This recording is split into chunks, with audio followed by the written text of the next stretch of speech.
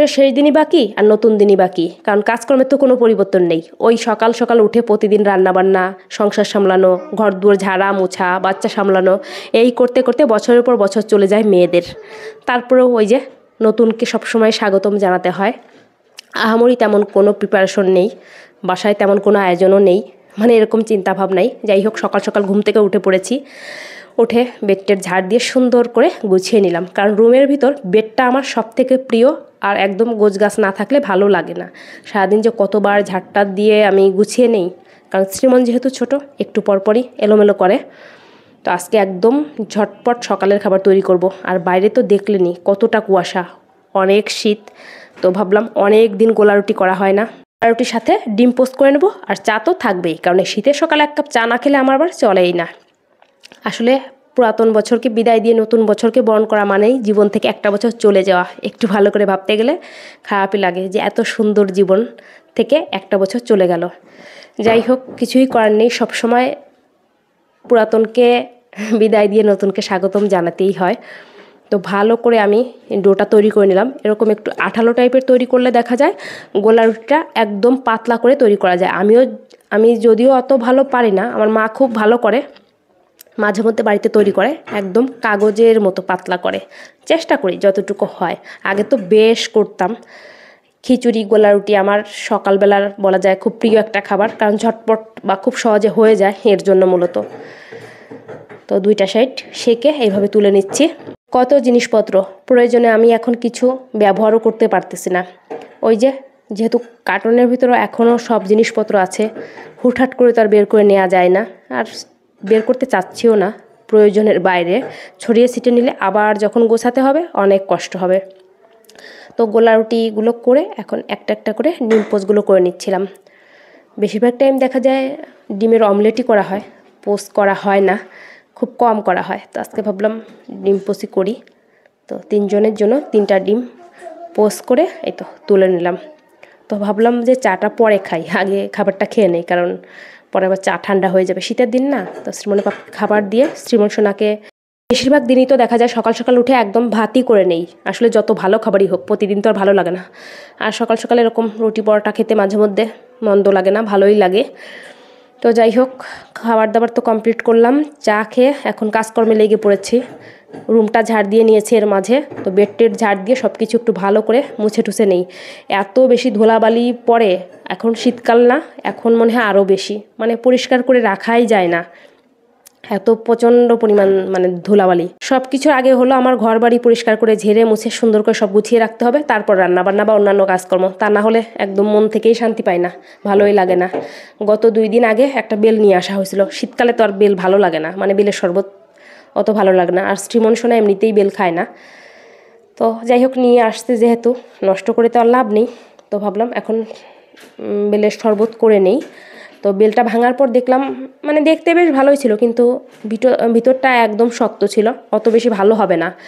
তো চামচ দিয়েও তুলতে পারতেছিলাম না। হয়তো কাঁচা বেল পাড়ার পর ঘরে রেখে পাকানো হয়েছে, বা অন্যভাবে হয়তো পাকানো হয়েছে, এরকম আর কি। হাত দিয়েই তুলতেছিলাম। তো যাই হোক, ভালো করে গুলে নিয়ে এখন দিয়ে দিলাম পরিমাণ মতো চিনি। এর সাথে দুধ দিলেও ভালো লাগে, তো এখন আর দুধটা ছিল না, এর জন্য ভাবলাম চিনি দিয়েই করি। শ্রীমনের পাপার আবার খুব পছন্দ বেলের শরবত। শীতের দিন সকালে ঘুম থেকে উঠতে উঠতেই মনে হয় দুপুর হয়ে যায়, আর দুপুর হলেই মনে হয় সন্ধ্যা হয়ে যায়, এরকম আর কি। সময়ের সাথে একদম পারাই যায় না। যাই হোক, এখন শ্রীমন সোনাকে স্নান করাবো, ঘুম পাড়াবো। বছরের শেষ দিন, 31st নাইট উপলক্ষে বাসায় তেমন রান্নাবান্নার কোনো আয়োজন নেই। যদি কোনো খাবার দাবার খাওয়া হয় তো বাইরে থেকে এনে খাওয়া হবে। তো ভাবলাম দুপুরে শুধু ডালটাই রান্না করি একটু মজা করে। তো সব সবজি টবজি দিয়ে, শীতকালীন এরকম সবজি দিয়ে ডাল করলে বেশ ভালো লাগে, কিন্তু মুগ ডাল করলে। তো আজকে সকাল সকাল হলো এই মুসুর ডালটাই ভিজিয়ে রাখছিলাম। তো ভাবলাম তাহলে মুসুর ডাল দিয়েই করা যাক। ডালটা সিদ্ধ বসিয়ে দিলাম। ডালটা সিদ্ধ হয়ে গেছে, পাশের চুলায় দিয়ে এই চুলায় মানে সোমবারের জন্য সব কিছু রেডি করব। তেলে দিয়ে দিলাম গোটা জিরা, তারপর পেঁয়াজ রসুনের কুচিটা দেওয়ার পর কিছু টাইম ভেজে তারপর দিয়ে দিলাম হলো আলু গাজর, মানে যে সবজিগুলো সিদ্ধ হতে একটু সময় লাগে। দিয়ে দিলাম পরিমাণ মতো হলুদ, আর দিয়ে দেবো পরিমাণ মতো লবণ। তো কিছু টাইম হলুদ আর লবণের সাথে সবজিটা ভেজে নেব।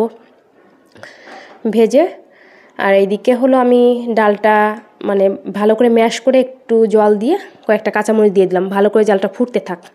আর এখানে অন্যান্য যে সবজি টবজি সব অ্যাড করে দিয়েছি। আর ডালটা ভালো করে জাল করা হয়ে গেছে। এখন দিয়ে দিলাম এই সবজির ভিতরে, একবারেই তো সোমবারের ফোড়ন দিয়ে দিয়েছি।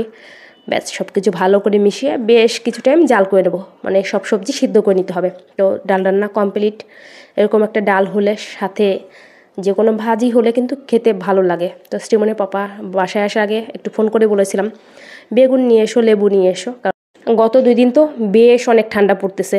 ঢাকায় তো মানে শীতের কোনো ছিটে ফোঁটাও ছিল না, কিন্তু হঠাৎ করে এইভাবে যে ঠান্ডা পড়বে ভাবতেই পারিনি। এমনিতেও দেখা যায় শীতের দিনে গরম গরম বেগুন ভাজি, গরম ভাত, সাথে কাঁচামরিচ লবণ দিয়ে বা একটু ঘি দিয়ে খেতে কিন্তু অনেক ভালো লাগে। তো একটা লেবু কেটে নিলাম, আর এখন বেগুনটা একদম গরম গরম ভেজে ডালের সাথে দিয়ে খাবার খাবো। শ্রীমন্ত ঘুমিয়ে আছে, ওরও ক্ষুধা লেগে গেছে, সেই কখন ঘুমিয়েছে। তো চলুন একটু হলুদ আর লবণ মাখিয়ে খুব তাড়াতাড়ি ভেজে নিই। বেগুন ভাজতে আমার মনে হচ্ছে বেশ কয়েকদিন একটু বেশিই তেল লাগতেছে।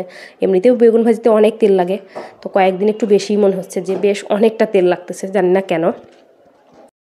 একদম ছাঁকা তেলে যে কোনো ভাজি করলে দেখা যায় তেলের পরিমাণটা কম লাগে, আবার ভাজিটাও ভালো হয়। কিন্তু ওই যে এক্সট্রা তেল থাকলে পরে আর ভালো লাগে না, এর জন্য কম দিয়েই ভাজি, যাতে এক্সট্রা তেল না থাকে। তো একটু চিনি ছড়িয়ে দিলাম আজকে। বেগুন ভাজি করার পর দেখা যায় একটু চিনি ছড়িয়ে দিলে ভালো লাগে, আজকে আমি আগেই দিলাম। তো 2 বার ভাজতে হবে, কারণ বেশ অনেকটা হবে। তো সবার খাওয়া দাওয়াই কমপ্লিট, এখন আমি খাবার নিয়ে বসলাম। আমার শুধু বেগুন ভাজি বললে ভুল হবে, যে কোনো ভাজি দিয়ে আর গরম ভাত সাথে কাঁচামরিচ দিয়ে খেতে কিন্তু দুর্দান্ত লাগে। খাবার দাবার খেয়ে একটু ঘুমিয়ে থাকবো, অনেক শীত লাগতেছে। হঠাৎ করে এরকম শীত পড়বে বুঝতেই পারিনি। তো শ্রীমন সোনা তো ঘুমিয়েছিল, ওকে খাবার খাইয়ে দিয়েছি, আর হঠাৎ করেই ওর গায়ে হাত দিয়ে দেখলাম বেশ অনেক জ্বর। মানে গতকাল রাত্রেও শীত ছিল, সারা রাত ফ্যান চালানো হয়েছে, সারা রাত্রে সে কাঁথা কম্বল কিছুই গায়ে দেয় না। যতবার গায়ে দেই কাঁথা কম্বল সে ফেলে দেয়। এই হলো তার অবস্থা। এখন তো মেয়ের চিন্তায় ভালোই লাগতেছে না। তো শ্রীমনের পাপা আবার সন্ধ্যার দিকে আমাদের জন্য এই যে পুরি তারপর বেগুনি নিয়ে আসছে, একদম গরম গরম ছিল, খেতে বেশ ভালোই ছিল। তো এর মাঝে শ্রীমনকে ওষুধ খাওয়ানো হয়েছে, বেশ অনেকটা জ্বর ছিল, এখন কম। বেশ কয়েকবার মানে জলপটি দেওয়া হয়েছে। তো রাত্রে তো রান্নাবান্নার কোনো আয়োজন করিনি, এখন মনটাও ভালো না মেয়ের জন্য। আবার নিয়ে আসবে বিরিয়ানি, তো বলেছিল, নিয়েও এসেছে, খেতে বেশ ভালোই ছিল। তো তারপর শ্রীমন সোনাকে নিয়ে আমরা ছাদে যাই, বেশ অনেকটা টাইম ছিলাম। এখন অবশ্য জ্বর ছিল না, একদম ভারী শীতের ড্রেস পরিয়ে নিয়ে গিয়েছিলাম, কারণ বিল্ডিংয়ে সব বাচ্চারা ছাদে, মানে সবাই ছাদে গিয়েছিল। ও আসার জন্য একদম পাগল হয়ে গিয়েছিল, না এনে আর পারলামই না, কিন্তু অনেক বাতাস ছিল। সবাইকে জানাই নতুন বছরের শুভেচ্ছা, অনেক ভালো থাকবেন, অনেক ভালো কাটুক এই শুভকামনা সবার জন্য। তা আমাদের জন্য সবাই আশীর্বাদ করবেন। আজকের ভিডিওটা এই পর্যন্তই, নতুন ব্লগে দেখা হবে, টাটা বাই বাই।